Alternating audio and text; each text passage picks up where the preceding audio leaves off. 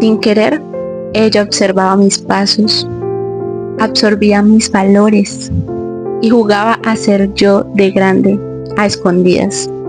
Pero ella me hizo grande a mí, me enseñó a que no puedo enseñarle a hacer algo que no soy. Ser hermana no es fácil. Ser su ejemplo a seguir fue una responsabilidad para la que no fui preparada con anticipación. Me he caído por ella y también me he levantado por ella.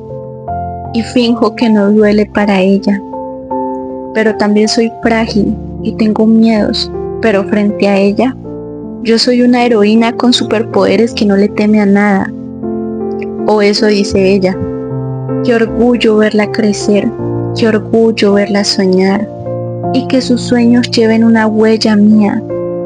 Y aunque crezca y se aleje, mi mayor orgullo siempre será verla triunfar.